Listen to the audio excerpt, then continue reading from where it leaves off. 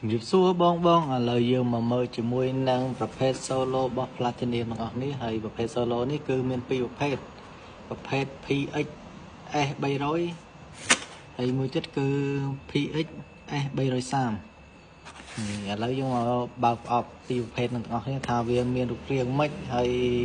ឧបល័យវាពណ៌ម៉េចយើងតាមដានឆែកមើលទាំងអស់គ្នា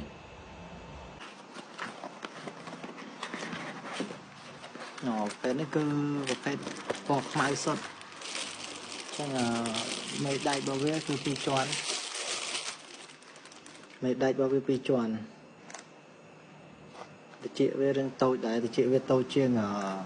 JBL Box 3 Solo របស់ JBL Box 3វាតូចជាងហើយខាងក្រោយនេះក៏គេមានដាក់ដែរប្រភេទនេះគឺប្រភេទ3អ៊ីងស្មើនឹង8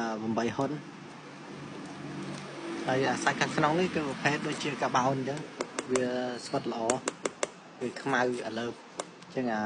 គៀនដែលប៉ាត់ជំវិញនេះគឺប្រភេទអេប៉ុងកម្លាំងរបស់វា4អូម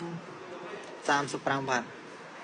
ញ្ចឹង4អូម35វ៉ាត់មេដៃវា2ជាន់ហើយឥឡូវយើងមកមើលជាមួយនឹងប្រភេទមួយទៀតឥឡូវយើងមើលប្រភេទមួយទៀតទាំងអស់នេះហើយប្រភេទនេះគឺ PX S 330ប្រភេទនេះគឺពណ៌មាសពណ៌មាសពណ៌លឿងហើយពណ៌មាសហើយហ្នឹងភេទពណ៌មាសព័ទ្ធជំវិញមានខ្មៅកដាលខាងហើយទំហំរបស់វាគឺដូចគ្នាប្រភេទប្លុក3អ៊ីង Solo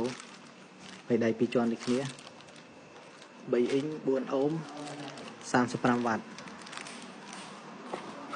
ចឹងពីរនេះដូចគ្នាវាគាត់ថាខុសពណ៌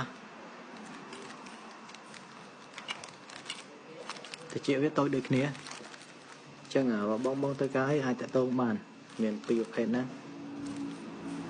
ចឹងវីដេអូយើងមានតែប៉ុណ្្នឹងឯងអស់ហើយជួបគ្នានៅវីដេអូក្រោយទៀតបាយបាយ